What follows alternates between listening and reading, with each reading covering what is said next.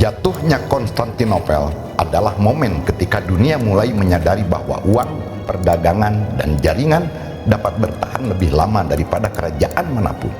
Jatuhnya Konstantinopel adalah pembuktian dunia bahwa jaringan perdagangan internasional dapat lebih penting daripada batas negara.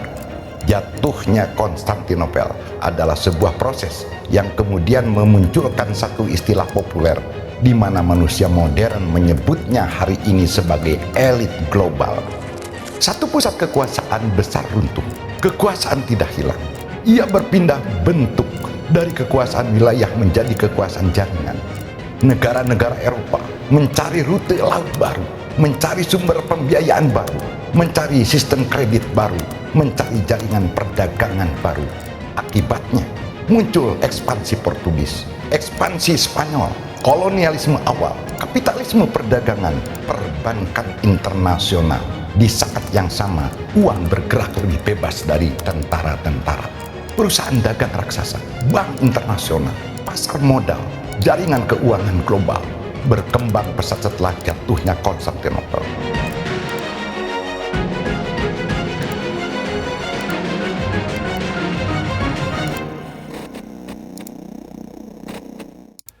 Banyak orang menganggap kejatuhan Konstantinopel pada tahun 1453 hanyalah akhir dari kekaisaran Bizantium. Namun, di kalangan peneliti alternatif dan pengamat konspirasi, peristiwa ini dipandang sebagai titik awal bergesernya pusat kekuasaan geopolitik dan ekonomi dunia. Mereka berpendapat bahwa Barat sengaja membiarkan benteng terakhir Romawi Timur untuk runtuh agar keseimbangan politik dan ekonomi global berubah secara permanen. Tujuannya agar jalur perdagangan dialihkan untuk menciptakan pusat kekayaan baru. Pedagang Venesia dan Genoa lebih mementingkan keuntungan daripada menyelamatkan Bizantium. Artinya, kejatuhan Konstantinopel membuka jalan lahirnya kapitalisme modern. Peristiwa 1453 ini dianggap sebagai riset pertama ekonomi global. Dan disinilah awal mula era pusat kekuasaan bergeser dari kekuatan militer ke kekuatan finansial. Kejatuhan Konstantinopel bukan sekedar kemenangan militer Kesultanan Utsmaniyah, melainkan peluang besar bagi lahirnya kekuatan finansial baru. Jalur perdagangan yang selama berabad-abad menghubungkan timur dan barat berubah drastis. Dalam pandangan ini, ketika kerajaan kehilangan kendali atas perdagangan, kelompok pemilik modal justru memperoleh ruang untuk membangun jaringan keuangan lintas negara. Karena itu, sebagian teori menganggap akar elit global modern lebih dekat dengan pusat-pusat keuangan daripada istana-istana kerajaan. Sederhananya, keluarga bankir Italia mulai mengambil peran lebih besar setelah tahun 1453. Perpindahan ilmuwan Bizantium ke Italia dianggap mempercepat lahirnya Renaissance demi kepentingan elit. Perdagangan Laut Timur Tengah sengaja diubah. Lahir banyaknya jaringan keuangan lintas negara. Bank menjadi lebih berpengaruh daripada kerajaan. Tokoh dan keluarga tertentu kadang disebut-sebut dalam narasi ini. Meskipun hubungan langsung mereka dengan kejatuhan Konstantinopel tidak didukung bukti sejarah. Perubahan-perubahan yang tadi disebutkan tidak terjadi secara kebetulan. Salah satu teori paling terkenal mengaitkannya dengan legenda tentang Ordo Knight Templar. Walaupun secara resmi telah dibubarkan lebih dari satu abad sebelum 1453. Teori ini mengklaim bahwa organisasi tersebut tetap bertahan dalam bentuk jaringan rahasia yang mempengaruhi perdagangan, politik, dan pembiayaan perang. Dalam narasi ini, kejatuhan Konstantinopel disebut sebagai salah satu momentum yang telah mereka antisipasi demi membuka babak baru dalam peta kekuasaan dunia. Artinya, Ordo Knight Templar tidak pernah benar-benar lenyap. Mereka berubah menjadi jaringan rahasia. Mereka mempengaruhi kerajaan Eropa. Mereka membiayai perang dari balik layar. Mereka mengetahui bahwa Konstantinopel akan jatuh. Lebih jauh lagi, ada beberapa anggapan bahwa ex-Templar berpindah ke Portugal. Ex-Templar menjadi pelopor ekspedisi samudera. Ex-Templar mengendalikan perdagangan dunia setelah 1453. Dari sana, banyak pengamat menghubungkan peristiwa 1453 dengan lahirnya berbagai organisasi persaudaraan yang lebih modern. Mereka menggambarkan sebuah garis sejarah yang menghubungkan runtuhnya Bizantium, lahirnya Renaissance, berkembangnya pemikiran pencerahan, hingga kemunculan kelompok-kelompok seperti Freemasonry. Walaupun tidak ada bukti sejarah yang menunjukkan kesinambungan organisasi tersebut, teori ini beranggapan bahwa simbol, gagasan, dan jaringan pengaruh diwariskan secara tersembunyi dari satu zaman ke zaman berikutnya. Sederhananya, peristiwa tahun 1453 menciptakan Renaissance, lahirnya gagasan pencerahan, mulainya revolusi, berdirinya Freemasonry, berubah menjadi pemerintahan modern. Artinya, jatuhnya Bizantium adalah awal proyek panjang menuju pemerintahan global. Dan simbol-simbol Bizantium yang hari ini kita kenal memang diwariskan melalui jaringan rahasia. Hubungan antara Konstantinopel dan Vatikan juga menjadi bagian penting dalam spektrum teori ini, karena hubungan gereja Katolik dan gereja Ortodoks telah lama diwarnai konflik. Muncul dugaan bahwa benturan Barat yang sangat berbatas bukan sekedar akibat persoalan politik dan logistik. Dalam versi konspiratif, kejatuhan Bizantium dipandang sebagai harga mahal yang bersedia dibayar demi mengubah keseimbangan kekuasaan keagamaan di Eropa. Karena saat itu, Vatikan sengaja tidak mengirim bantuan. Vatikan ingin Ortodoks melemah. Penyatuan gereja hanyalah alat politik. Konstantinopel dikorbankan demi dominasi Barat. Narasi kemudian berkembang menuju sosok yang sering disebut sebagai Black Nobility, yaitu keluarga-keluarga bangsawan Italia yang dalam literatur konspirasi digambarkan memiliki pengaruh luar biasa terhadap gereja, perdagangan, dan kerajaan-kerajaan Eropa. Pendukung teori ini meyakini bahwa keluarga-keluarga tersebut mampu bertahan melewati pergantian dinasti karena kekuasaan mereka tidak bergantung pada wilayah, melainkan pada jaringan ekonomi dan politik. Black Nobility adalah keluarga bangsawan tertentu di Italia, pengendali perdagangan, pengendali gereja, pengendali kerajaan, dan dinastinya bertahan sampai hari ini. Dari konsep jaringan keluarga, teori berikutnya melangkah ke gagasan tentang bloodline atau garis keturunan. Darah para penguasa Bizantium tidak pernah benar-benar hilang setelah Konstantinopel jatuh. Sebaliknya, garis keturunan tertentu diklaim menyatu dengan keluarga-keluarga bangsawan Eropa dan diwariskan hingga masa kini. Dalam pandangan tersebut, elit global modern bukan sekedar kelompok kaya, melainkan penerus dinasti yang telah mempertahankan pengaruhnya selama berabad-abad. Semua jalur teori tersebut kemudian bermuara pada gagasan tentang tatanan dunia baru.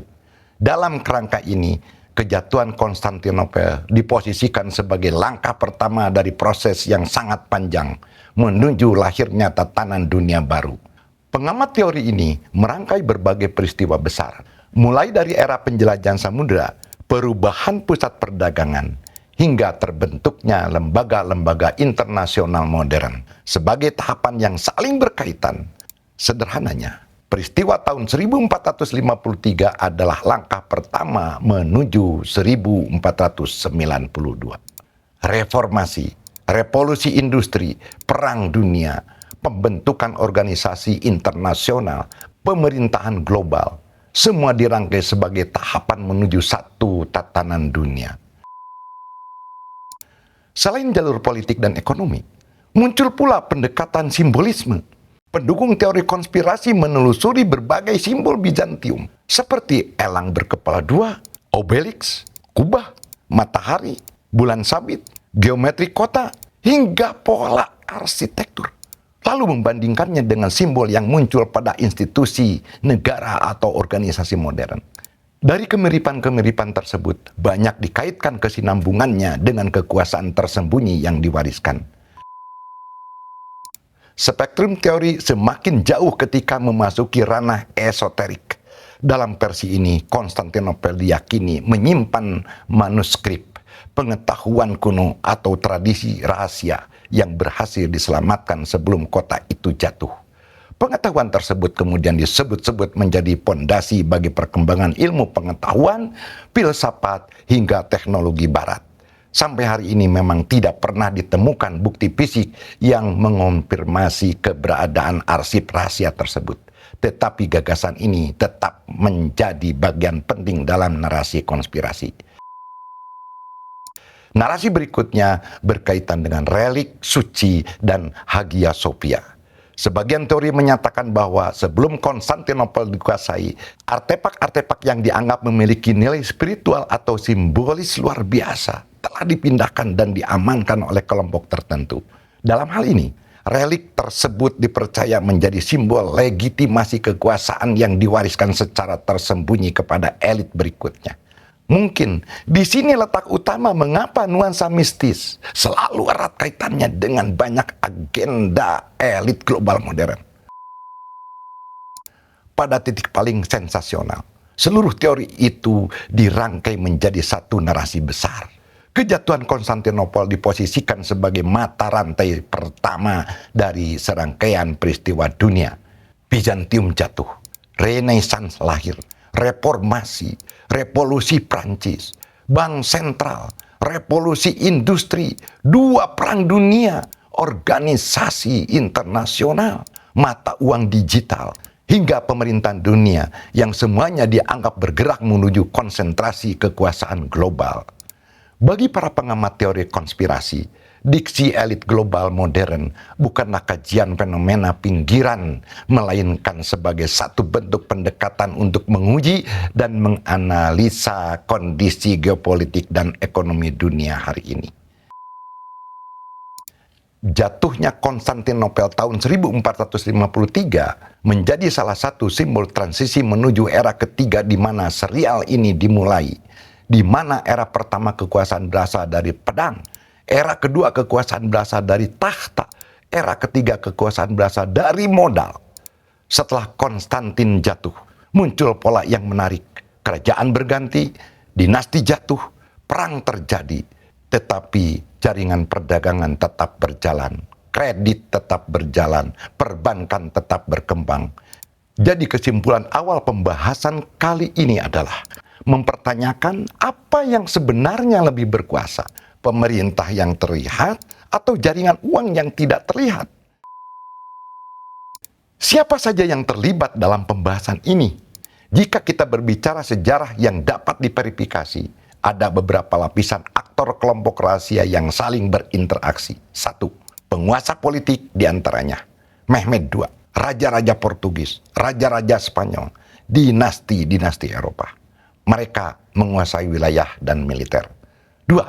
Keluarga perbankan dan pedagang antara lain Cosimo de Medici, keluarga Medici, keluarga Fugger, pedagang Venesia, pedagang Genoa. Mereka menguasai kredit, utang, dan perdagangan. 3. Institusi keagamaan, Gereja Katolik dan Kepausan. Pada abad pertengahan hingga Renaissance, legitimasi kekuasaan masih sangat bergantung pada agama. 4. Negara-negara maritim baru, Portugal, Spanyol. Mereka memanfaatkan perubahan geopolitik pasca 1453 untuk mencari jalur dagang baru. Artinya, aktor utama pada pembahasan kali ini bukan individu, melainkan 3 kekuatan. Yang pertama, modal atau uang. Yang kedua, informasi. Dan yang ketiga, legitimasi. Siapa yang mampu menggabungkan ketiganya, dialah yang akan memperoleh pengaruh paling besar. Kota-kota dagang Italia, keluarga bankir besar, kerajaan maritim Eropa, pedagang internasional. Mereka berhasil memanfaatkan perubahan jalur perdagangan dan kebutuhan pembiayaan yang meningkat. Jika pertanyaannya dalam kerangka teori konspirasi elit global, disinilah banyak narasi mulai bercabang. Biasanya nama yang sering muncul adalah Medici, Fugger, Rothschild, perusahaan dagang besar seperti perusahaan Hindia Belanda dan perusahaan Hindia Timur Britania Raya. Jadi, aktor utama bukan satu keluarga tertentu, melainkan adanya jaringan-jaringan kekuasaan yang berubah dari zaman ke zaman. kelas bankir, pedagang internasional, dan pengelola jaringan keuangan yang secara bertahap menjadi lebih berpengaruh daripada batas-batas kerajaan tradisional. Setelah memahami siapa saja aktor yang muncul pasca jatuhnya Konstantinopel, raja, bankir, pedagang, dan institusi keagamaan, muncul pertanyaan yang lebih penting. Mengapa sebagian dari mereka memiliki pengaruh yang begitu besar? Jika hanya melihat tokohnya, kita mudah terjebak pada nama dan dinasti. Namun sejarah menunjukkan bahwa tokoh datang dan pergi, sementara pola kekuasaan sering tetap bertahan. Karena itu, pertanyaan utama bukan lagi siapa yang berkuasa, melainkan bagaimana kekuasaan itu bekerja. Pada masa-masa sebelumnya, kekuasaan terutama ditentukan oleh kemampuan menguasai wilayah dan memenangkan perang. Raja yang memiliki tentara terbesar biasanya menjadi penguasa terkuat. Namun setelah jaringan perdagangan internasional berkembang, muncul bentuk kekuasaan baru yang tidak selalu bergantung pada pedang.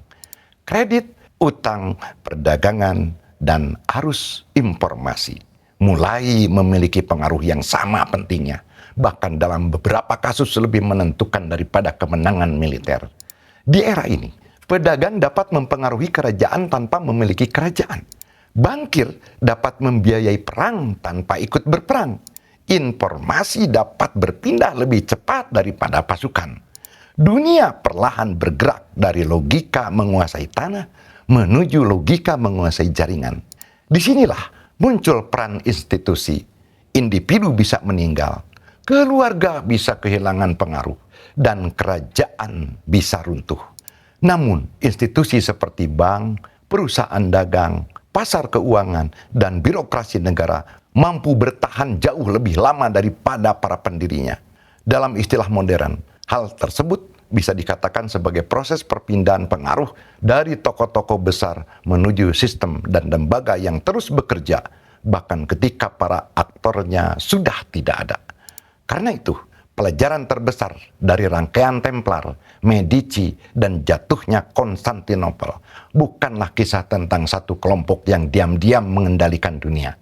Pelajaran yang lebih relevan adalah bahwa kekuasaan paling bertahan lama biasanya bukan yang paling terlihat.